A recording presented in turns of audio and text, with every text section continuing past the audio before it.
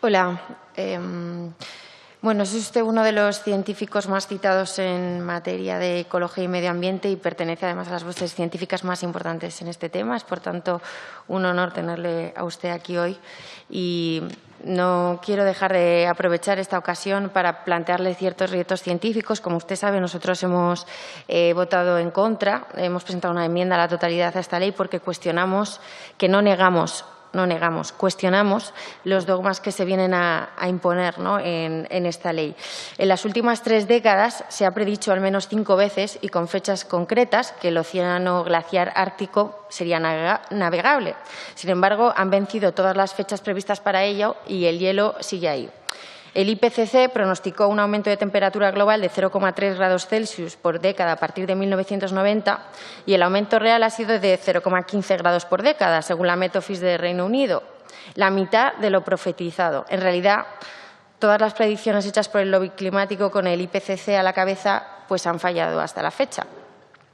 El clima ha evolucionado durante siglos, es cambiante, hay oscilaciones muy extremas, como las glaciaciones y otras más suaves, pero no podemos calificar que el cambio actual es infrecuente, ya que ha habido también otros sucesos de rápidos cambios climáticos, como por ejemplo la llamada fluctuación de Misos hace 8.200 años, como usted sabrá, que provocó una caída de 3 grados Celsius en menos de 150 años. Por lo tanto, el calentamiento global no puede considerarse una perturbación del equilibrio natural, ya que nunca hubo tal equilibrio. También se han hablado aquí sobre desertificación, ha hablado usted, ¿no? Según estudios del Departamento de la Health and Environment de la Universidad de Boston, el 31% de la superficie de la Tierra es ahora más verde que hace medio siglo y solo el 3% se ha vuelto más árida. Por lo tanto, no es cierto que los desiertos estén avanzando. En España, en concreto, la masa forestal ha pasado de cubrir un 27,6% del territorio en 1990 a un 37% en el 2016, según datos del Banco Mundial. No me los estoy inventando yo.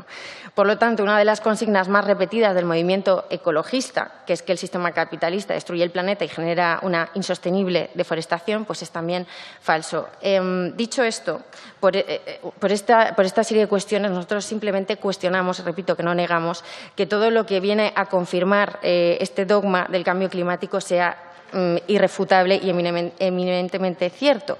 Además, nosotros confiamos mucho en la inteligencia del ser humano. En 2080, si se mantiene el ritmo de crecimiento económico de las últimas décadas, seremos 3 veces más ricos que ahora y la tecnología será capaz de proezas que ahora mismo no podemos ni soñar. Entonces, yo le quería preguntar si no cree usted que antes de ponernos a reestructurar nuestra sociedad, a demonizar nuestra industria, perjudicar nuestra economía, especialmente en el momento tan delicado en el que nos encontramos, con una caída del PIB superior al 20%, con una destrucción masiva de empleo y de empresas, pues si no le parece más sensato seguir investigando, que es útil y necesario para comprender mejor el clima, para desarrollar tecnologías que nos permitan hacer frente y adaptarnos a las consecuencias del cambio climático y no tanto en sus causas. Porque además, hasta ahora, por ejemplo, también se ha hablado aquí de biodiversidad, ¿no? Pero hasta ahora los biólogos conocen alrededor de 1,75 millones de especies de animales y vegetales. Sin embargo, existen entre 3 y 10 millones de especies que aún se desconocen.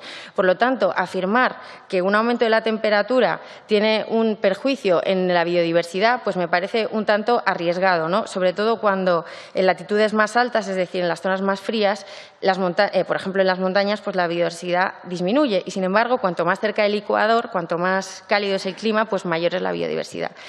Y luego también le quería preguntar acerca de la movilidad, ¿no? Sobre los retos que plantea, por ejemplo, el coche eléctrico. La introducción masiva de coches eléctricos en nuestro país, por ejemplo, pues supone un reto, sin lugar a dudas, ya que estas baterías están repletas de materiales tóxicos cuyo reciclaje en estas cantidades hasta el día de hoy pues es prácticamente imposible. Y es un hecho, no una teoría, que inundar nuestro país de baterías sí que tendría un perverso impacto medioambiental, teniendo en cuenta que además esas baterías son en su mayoría fabricadas en China, principal país emisor de CO2, y teniendo en cuenta que el problema de las emisiones solamente tiene sentido si se aborda desde una perspectiva global, yo le quería plantear también si a usted esto le parece una solución para la movilidad sostenible. Y también, por último, le quería hablar de otros tipos de tecnologías, ¿no? Esta ley nosotros consideramos que no respeta la necesaria neutralidad climática, deja de lado otras tecnologías que pueden ser efectivas y válidas, como las tecnologías CCUS, Carbon Capture, Use and Storage, y estas tecnologías, por ejemplo, permitirían continuar con la actividad en procesos industriales a la vez que pues se absorben esas emisiones de CO2, ¿no? Sin embargo, en la ley no vemos ningún tipo de alusión a este tipo de tecnología, que consideramos que encima pues podrían facilitar el desarrollo y la actividad de ciertas industrias que ahora están siendo demonizadas con esta ley. Y en este sentido también le quería preguntar qué opinión le merece la prohibición que implica o que supone esta ley sobre las prospecciones de petróleo o gas natural, convirtiéndose España en la primera nación en la historia que se le obliga por ley a no investigar y explotar sus propios recursos. Esto supone una limitación de facto en la investigación y desarrollo de los recursos de nuestro país.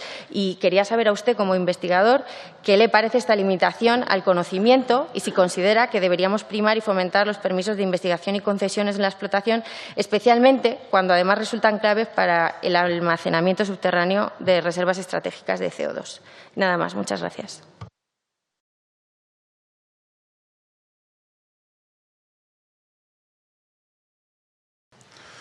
Hola, buenos días. Quisiera, en primer lugar, agradecer su comparecencia y reconocerle, en nombre de mi grupo, la importancia que tiene para nosotros la industria electrointensiva, como lo demuestra que nos reuniéramos ya con ustedes para ver sus necesidades e intentar adecuar la ley a ellas. Decirle que de lo que ha dicho me ha gustado varias cosas, especialmente su llamamiento a por parte de la ley, el requerimiento de que sea ideológicamente neutra y que sea también tecnológicamente neutral. Entonces, quisiera preguntarle sobre esto, qué le parece el mix que propone y la paulatina renuncia, por ejemplo, a una energía que es la menos contaminante de todas, como lo está demostrando desde hace décadas, que es la energía nuclear. Y después la incapacidad de los políticos actuales o tradicionales, de los partidos tradicionales, como por ejemplo para conseguir establecer la ubicación una ubicación definitiva para el ATC.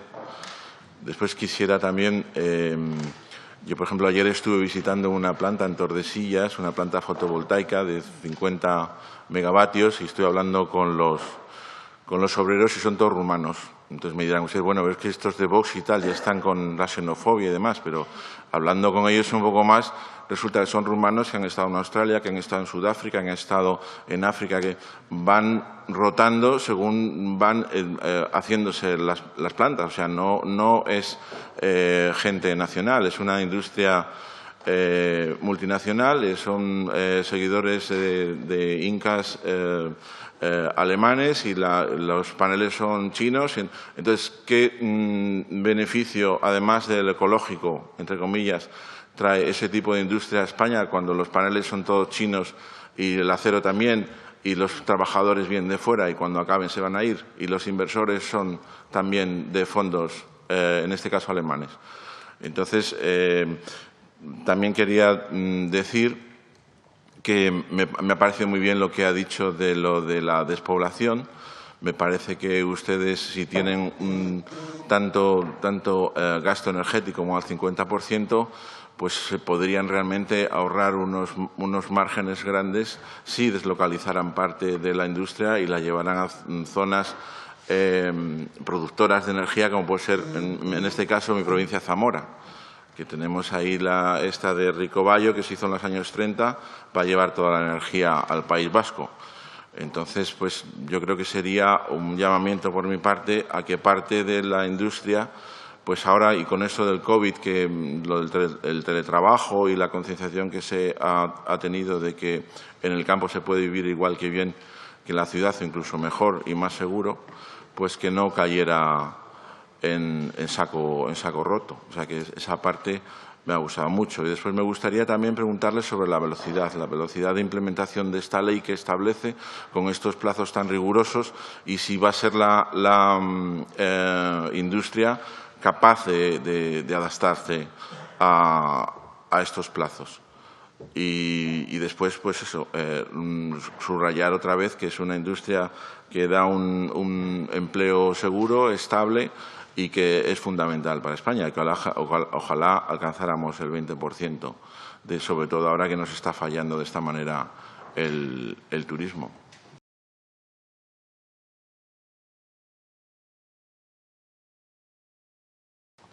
¿Se me entiende con la mascarilla? Sí, ¿no? Bien, buenas tardes, diputados, señoras y señores. Quiero agradecer a don Luis del Rivero su clarividencia en el análisis que ha hecho de la situación que realmente vive España hoy, y coincidimos con él hasta en la última coma de su presentación, pero también vamos a incidir en lo fuera de la realidad que está este panfleto llamado ley que hoy nos traen y que enmendamos a la totalidad, porque no pueden traer otra cosa que más ruina y enfrentamiento entre los españoles, más despilfarro y más chiringuitos para llenar los bolsillos de los amigotes de este Gobierno incompetente. Voy a reiterar parte de las últimas palabras que dediqué a la ministra cuando estuvo aquí la última vez, porque las circunstancias no han cambiado ni nuestro análisis tampoco. Son ustedes expertos en el conflicto, en crear dogmas, la mayoría infumables, que solo persiguen la excomunión del que no comulga con sus ruedas de molino. Expertos en guerras hasta de lo que es un bien esencial de todos los españoles, el agua, y expertos en señalar y criminalizar a otros de los héroes de esta España que madruga, los agricultores, a los que especialmente en Levante y Murcia quieren arruinar para crear una economía subsidiada de voto cautivo. Recuerden que la agricultura moderna genera 2 puestos de trabajo por hectárea, pero ustedes prefieren la subvención para esclavizar el voto. Respecto a los trasvases de los que ha hablado don Luis y que utilizan para castigar al Levante porque no les vota, un dato del que hablaremos y que asumimos con permiso del señor del Rivero como de Vox y que reiteramos. Según el convenio de Albufeira, se tienen que pasar 2.700 hectómetros cúbicos a Portugal y se están pasando 6.000 para uso de las eléctricas, que deberían ser rescatadas sus concesiones, dejando solo las centrales reversibles, es decir, sin consumo de agua, y regar Castilla-La Mancha y el Levante, aumentando la solidaridad entre los españoles, el turismo y el empleo y la balanza de pagos, hacer igual en el Duero y, por supuesto, es el momento del trasvase del Ebro, todo a lo grande para una gran nación como es España. Solo una perla para terminar o para ir terminando mi intervención. ¿Saben cuándo alcanzamos el máximo histórico anual de CO2 en la atmósfera? El 1 de mayo, en plena pandemia, con los coches en el garaje, las fábricas cerradas y la economía mundial parada, entre ellas la más contaminante, la China. Y son datos del Observatorio de Ciclo de Carbón y Gases de Efecto Invernadero del Ministerio de Comercio norteamericano. Algo empieza a fallar en toda su totalitaria mercancía globalista y es simplemente la realidad de que los números ya no acompañan a Greta. Más apocalipsis y miedo en la línea de aquel que anunciaban con el agujero de la capa de ozono. ¿Alguien se acuerda que derretiría los polos y haría desaparecer las Baleares y la costa mediterránea en 2020? Pero no les da vergüenza ni devuelven el dinero que sus chiringuitos robaron en aquella ocasión.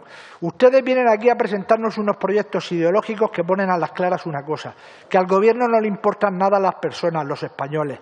Leyes infumables edificadas sobre mentiras o verdades a medias para justificar un atentado contra la libertad económica, crear más burocracia y más organismos y observatorios inútiles donde colocar a sus amigos y regar con abundante dinero de nuestro bolsillo la creación de esos chiringuitos de extrema izquierda. Eso sí, con la excusa nada modesta, propia de lo progre, de salvar al planeta no sabemos bien de qué. Mientras los españoles estén enfermos en la ruina o viendo a distancia cómo entierran a sus muertos porque no pueden ir por su negligencia. Quiten sus manos del presupuesto. No pueden ir a nada, no pueden ir ni un céntimo a nada que no sea a ellos, a curarlo y a pagarles a todos la nómina de los meses que estuvieron confinados, como propuso Vox, y que ellos tanto merecen. Saquen sus leyes ideológicas y su despilfarro y aparquen sus proyectos megalómanos hasta que podamos discutirlos con los españoles en pie. Hay motivos más que suficientes para echarlos a todos ustedes, por su sectarismo y por su incompetencia a la calle. Y hoy, más que nunca en democracia, hay motivos para la moción de censura.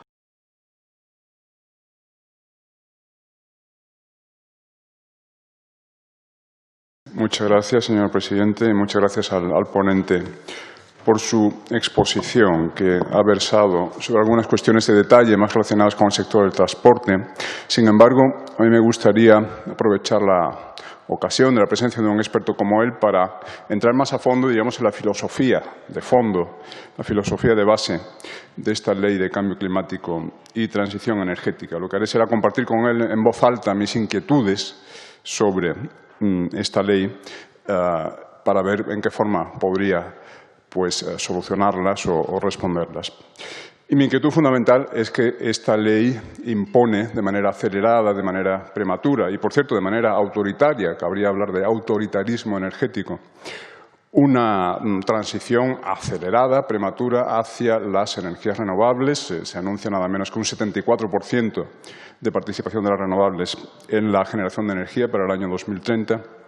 Y bien, mi inquietud y la de mi grupo, por eso nos oponemos a esta ley, es que esto va a tener los efectos que ha tenido ya en otros países, porque tenemos experiencia histórica reciente de transiciones energéticas de este tipo. Por ejemplo, California, el estado líder en Estados Unidos en la introducción de energías renovables, o Alemania, el estado líder en Europa en la introducción de energías renovables. En ambos casos, esta transición acelerada hacia las renovables se ha traducido en un encarecimiento enorme de la electricidad y de la energía, un 51% en el caso de Alemania entre 2006 y 2018, y en California un encarecimiento 5 veces más importante que el promedio de encarecimiento de la energía en otros estados norteamericanos. Y claro, nosotros tememos que, como quiera, que digamos, el precio de la energía, el coste de la energía es un factor fundamental de competitividad para cualquier economía nacional, pues bien, este encarecimiento previsible de la energía, que por cierto se dio también en la anterior oleada de introducción de renovables, en la segunda legislatura de Rodríguez Zapatero, va a ser el golpe de gracia para la economía española, una economía ya herida de muerte por las consecuencias de la pandemia y, por cierto, su desastrosa gestión por parte de este Gobierno. En la increíble, a mi parecer, intervención anterior del portavoz de Bildu, el señor Matute, él decía que se rechazaba la lógica productivista o el sistema productivista o algo así. No sé si estaba proponiendo un retorno a la economía de subsistencia paleolítica de las bandas de cazadores y recolectores, quizás recolectores de nueces, ¿no?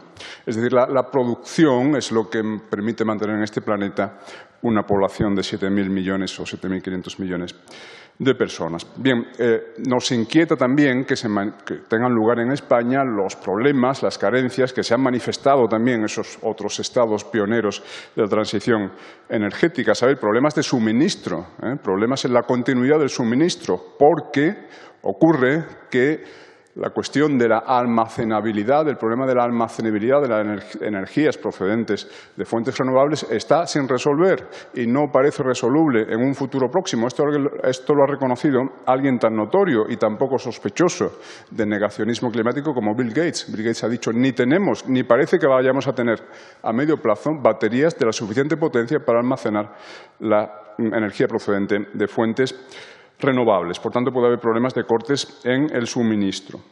Y bien, quizás desde una óptica ecologista podría considerarse que todo ese enorme coste económico y de seguridad del suministro y de ruina económica, en nuestro caso, puede estar justificado a cambio de salvar el planeta, a cambio de conseguir es un precio que puede merecer la pena pagar si conseguimos así una reducción importante de nuestras emisiones de CO2.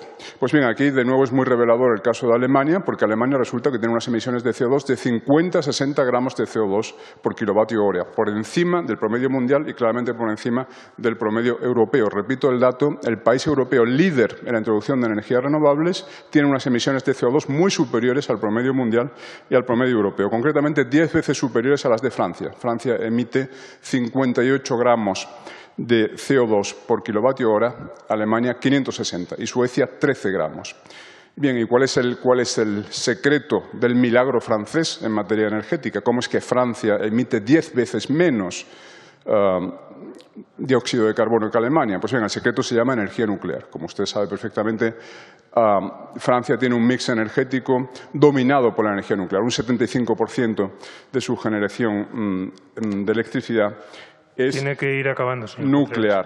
De ahí que importantes pensadores ecologistas y activistas del ecologismo, por ejemplo, el norteamericano Michael Schellenberg, autor de la reciente obra Apocalypse Never, pero también Ken Caldeira, también James Lovelock, el autor de la llamada hipótesis Gaia, también James Hansen y otros, vienen diciendo en los últimos tiempos de manera rotunda que la única alternativa realista para la descarbonización es la apuesta decidida por la energía nuclear. En ningún caso las renovables nos van a resolver el problema. Y me gustaría conocer su parecer sobre todos estos asuntos de fondo. Muchas gracias.